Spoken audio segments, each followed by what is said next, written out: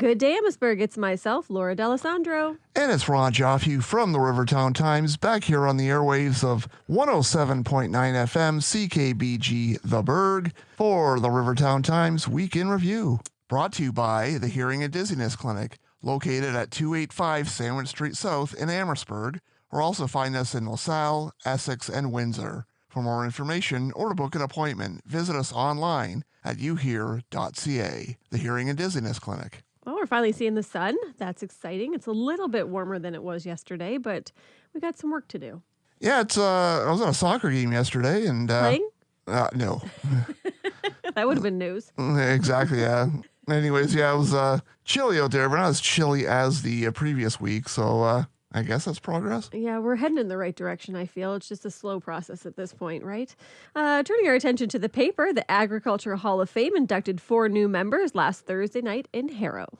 Rochelle Deslip of Amherstburg was one of those 4 members, and she was joined by Neil Macbeth, Leo Gilbo, and the late Walter McLean. So congratulations to the 4 of them, and all 4 of them, I should say, have varying backgrounds, but extensive backgrounds. And we got the full story on page 1 of this week's RTT. And it's a fairly lengthy story because it continues on pages 8 and 13. So make sure you check that out. And induction ceremony was last Thursday night in Harrow at the Ag Hall on McAfee Street. And so make sure you check that out. And again, we have a full color picture on page 1 of this week's Rivertown Times. And more pictures to come, and even more on our website and on our social media. So congratulations to all. As of course, we know agriculture is extremely important to this area. And these 4 folks, again, it's Leo Gilbo, Walter McLean, Neil Macbeth, and Rochelle Deslip are the honorees this year of the 2026 Essex County Agricultural Hall of Fame. So great job to all, and special shout out to our nominators as well for putting these 4 names forward. And it just was a wonderful night in Harrow. A lot of people there, and it was just great to see and all the support these 4 folks got. And again, a special shout out to all 4 of them. I actually know 2 of them. I know Neil Macbeth through Rotary, and I knew the late Walter McLean, and exceptional men. They really are. And I just have to shout out Walter. He was a great guy. He did a lot for our church at Harrow United, and he is greatly missed. But what a great honor, and it was nice to see that his son was able to accept that award in Walt's name. Moving on, an annual Good Friday procession, also known as the Way of the Cross, was held last Friday. Yeah, it made its way through Amherstburg like it usually does. Started on Brock Street and at St. John the Baptist. Well, it started inside St. John the Baptist. The reenactors started inside the church, and after about half an hour, everyone came outside, and that's when the actual procession started. We down Brock Street, Richmond Street, Ramsey, Park, Bathurst, Simcoe, and back to St. John the Baptist. There were stops near Richmond Terrace Long-Term Care Home, Christ Anglican Church, and at St. Andrew's Presbyterian Church. And so it was great to see multiple churches get involved. A great event overall, it usually is, and it's always weather dependent, and the weather was very, very pleasant on Good Friday. It turned out well, a lot of people. I would say 175 to 200 people. That's just a rough guess. It was just a wonderful event. Just great to see everyone out, and ended back at St. John the Baptist with a reenactment of the crucifixion of Jesus Christ, and went back in for a blessing, and that ended it, and that started me into my Easter coverage. From there, I went over to Encounter Church. They had an Easter egg hunt, so took some pictures there. So it was a busy weekend with Easter-related activities. You also went to the Legion that night for dinner, and you said it was pretty busy. Picked up my fish and chips dinner out at the Legion. I'm a member of the Legion, so I tried to support the branch in my own little way, and was there and bought my fish dinner, and yeah, they had a really good crowd there, and so I really enjoyed that. And then Saturday morning I was out at the Libro Center for some more Easter-related fun. So it was a busy time. That's good. Senior luncheon was held at Amherstburg Community Service with a special fraud presentation hosted by Constable Nick Dupuis of the Windsor PD Amherstburg Detachment. Yeah, I was there recently for Nick's talk, and he went over various types of scams, and we got coverage of that in page 4 of this week's issue of the Rivertown Times and up on our website. So make sure you check that out. And there's a lot of different ways people can be scammed, a lot of different ways scammers are trying to get your money and your gift cards. And so just beware, be vigilant. for as many good people as there are in the world, there's some folks that are just up to no good, unfortunately, and they're just trying to get your cash. And so check out the story either in the print edition or at rivertowntimes.com, just warning people on how to be careful and what to look for and what raises red flags and what you should do. So again, there's a number of different scams. Many of them are covered on the story on page 4. So check it out in this week's issue of the Rivertown Times. I also encourage you, if you might not feel like you're open to a scam, but to read the story, because you may have people in your life that you need to talk to. And I've had to have those conversations with my father, because it's not necessarily always about money. They want your personal information, and he's had some close calls. So yeah, the more you educate yourself and can educate the people around you, it can be a very isolating thing that older folks and those, don't really want to talk about. But if you spark the conversation with those in your life, it makes it a little bit easier, and protection is key, I think, right? And information. Absolutely, yeah. And there's, if you do suspect anything is amiss, just hang up the phone, or if you have people near you in the house, ask if it's legit, or talk about it for sure too. Yeah, talk about it, and just be aware. And if something's suspicious, then just be careful and don't volunteer any personal information or give your money away just to anyone. And when they call, I usually give them your phone number. Well, is that okay? You're okay with that? I have a joke here, but I don't think it's appropriate for radio. So we'll leave that alone. Maybe we should just move on. Tell that off the air. A new exhibit honoring Indigenous community is now open at the Parkhouse Museum. Last Wednesday was the grand opening of a resiliency, and that exhibit is on the second floor of the Parkhouse Museum. Features 3 Indigenous artists. And the exhibit, according to curator Kat Bazaire, will be up for about a year. Is it upstairs? It is up on the upper floor, yeah. And they were going to do it sooner. It was actually, the idea was actually created by former curator Stephanie Pouget-Papik. And she has moved on, and now Kat is there, and she picked up the torch and is continuing with it. And unfortunately, the Parkhouse has had to undergo some major repairs in recent years. The roof, it needed work. The ceiling needed work. And they actually had the ceiling collapse at one point, but everything's all fixed now. Everything's nice and good. And, ready to go. Yep, and now they're they were able to resume planning for the resiliency exhibit, and the planning has paid off. It's now open. And so check out the story in this week's issue of the Rivertown Times and on the web, and feel free to support one of our many great museums in Amherstburg, the Parkhouse. Big evening for the 202 Fort Malden Windsor Regiment Royal Canadian Army Cadet Corps last Wednesday night. The evening included promotions, awards, and donations. Captain Stefan Miller received a 12-year medal for Canadian Decoration Medal. It was actually pinned on him by his wife, Charlene, so I'm sure that was a very nice touch for him. And that was a part of a special evening. Again, a number of promotions. They're all part of this week's issue of the RTT and on the web. And also, the Legion is affiliated with the Cadets, Royal Canadian Legion, Fort Malden Branch 157 here in Amherstburg. And President Sean Wilkie was on hand to present a $5,000 check to our local cadet corps to help with their training and to help their operations. They train every Wednesday night from 6:30 to 9 p.m. at North Star High School. They were in Gym C at the high school. That's as soon as you come in the back door, it's basically the first door on the right. And they were in there, and that's where the ceremony was. It was part of the commanding officers parade evening. So it's just a great night in multiple different ways. Some awards, some medals and promotions, a parade, and the big donation. So again, coverage of that is in this week's issue of the Rivertown Times. At County Council last week, the long-awaited road rationalization study was presented and adopted.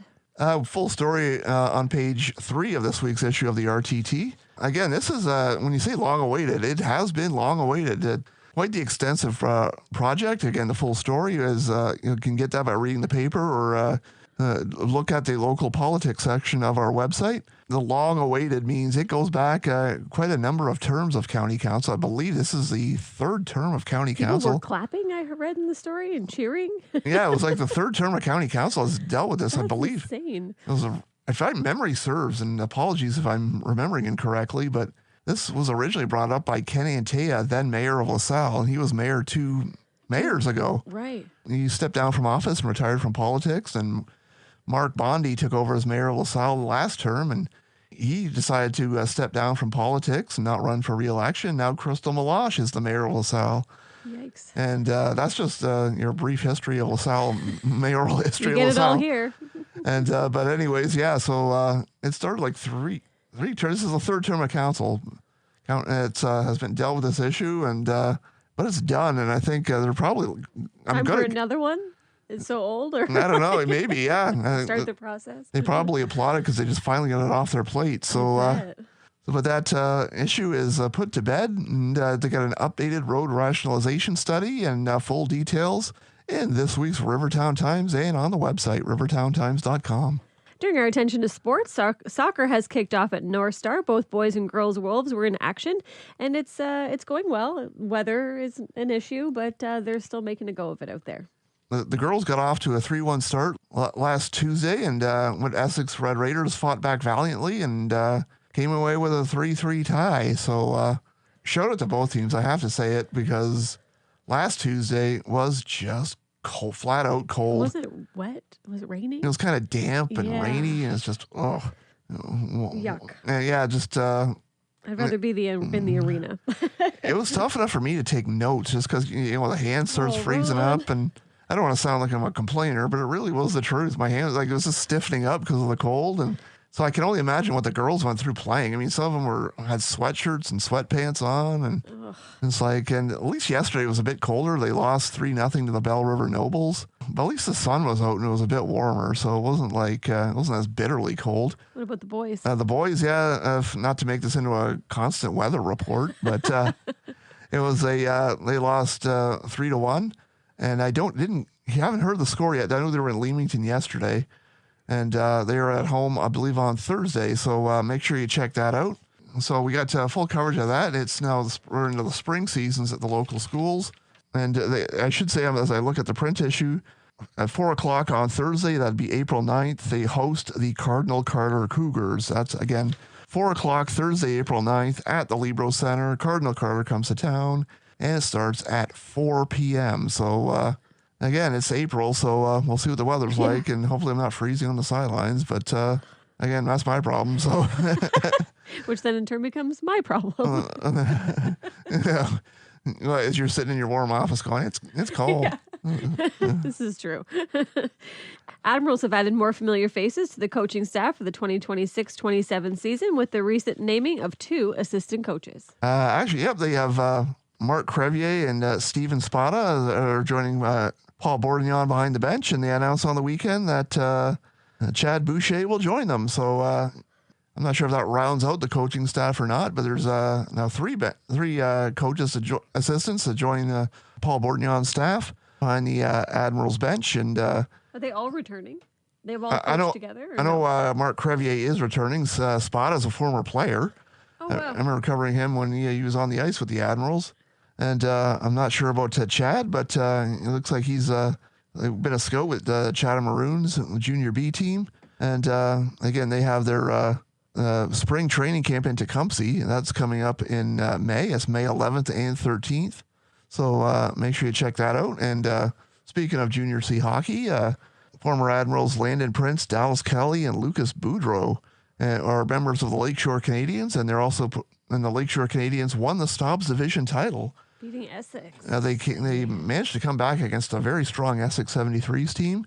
73s took a 3-1 series lead, but the Canadians took them to 7 games, and last Thursday night in Essex, Lakeshore won that 7th game 5-2, and they're now in the Western Conference Finals of the PJHL, and they're currently battling the Mount Bridges Bulldogs. So they're through 2 games of that series, and so we'll see how far Lakeshore can get representing the local Stobbs division. And so shout out to the Canadians, and good luck Admirals as spring training camp starts in May, and it's a busy time. It's always busy for local hockey teams as season ends and you start recruiting for the next year and scouting talent and seeing who's available. That's right, and good luck to the Spitfires. They kick off second round tonight, so that'll be exciting action. Is it tonight? I believe so. Is it today? What day is it? Today is Wednesday. Wednesday all day. Do they play, or is it Friday? Admittedly, I'm not up on the Spitfire I know schedule. They play Sunday. But I'm not sure. But in either event, good luck. Exactly, yeah. We're rooting for you. Exactly, this up to the minute radio show. Right. Turning our attention to the weekend, the Gibson Gallery opening reception for their exhibit of Art, Create, and Learn is going to be Sunday from 2 to 4 at the gallery at 140 Richmond. This exhibit's going to run from April the 9th through the 26th, and there is an ad on page 5. What else is going on this weekend, Ron? There is an open barn event out at the Wismer Farm on Pike Road. That's exciting. Yeah, that is coming up on Sunday, and I know we'll have that covered for next week's paper. I know I'll be covering a chili cook-off at the Masonic Lodge on Saturday night, and I'm looking forward to it. You and your chili. Exactly, yeah.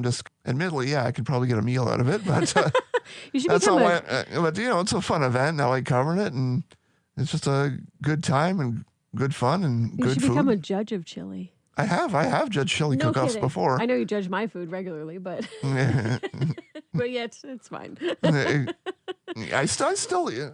enjoy it. So. Sure. Also this weekend, I just got to shout out, we're going to have a 75th birthday party for my dad back home at the Forest Golf and Country Club. So happy birthday to my dad. His birthday's coming up on the 17th of April. So we're excited to get together and celebrate my father. And you have a special event on Sunday that we will not talk about on the air today, but maybe next week you're going to be covering something that you've never probably covered before. Have you? I don't believe I have. Yeah. So first time in your 53 years, you're going to cover something that you've never covered before. Yeah, it should be exciting. Yeah, and if it's exciting for me, for the people involved, it probably will be even more exciting. So it's top secret till next Wednesday. Exactly. I'm going to keep my mouth shut now, and if I keep talking, I'll probably say something I shouldn't. Isn't that always the way? Anything else going on, Ron, before we sign off today? I want to send phone books. Phone books are in, yes. How did we forget? Sorry, I cut you off. Phone books are in. They came in Monday, so we're out busy hitting the streets. Louise and Ashley are helping us out with that, but we're going out today to hit up some more spots. We have a bunch outside the office at 80 Richmond Street. They're yellow this year. They look great. Ron and I worked super hard, so feel free to come pick one of those up. And if you don't see a phone book in a box, again, it's always a slow rollout. Just because we were doing multiple tasks. So, again, we're getting those phone books out as quickly as we can and pick one up as soon as you can. And again, we do the best we can to make sure it's as accurate as we can. That's right. And if it's you need a change, addition, deletion, you can always let us know. Mail at rivertowntimes.com or call us at 519-736-4175. Perfect. Good. I think we're good. And I just want to give my own shout out to Doug, your dad. Oh, thank you. So happy birthday, Doug, if you're listening, and I hope it's a great day for you. Yeah, it should be a good time. All right, Amherstburg, have a great day. Have a great day. Have a great week. Thanks again to Louise and Ashley for helping us deliver phone books and papers. They're going around Amherstburg, Harrow, Essex, and LaSalle. And we'll be back here on the airwaves of 107.9 CKBG The Berg next Wednesday at 12 noon and the replay at 4:30 p.m. Brought to you by the Hearing and Dizziness Clinic, located at 285 Sandwich Street South in Amherstburg, or also find us in LaSalle, Essex, and Windsor. For more information or to book an appointment, visit us online at uhear.ca, the Hearing and Dizziness Clinic.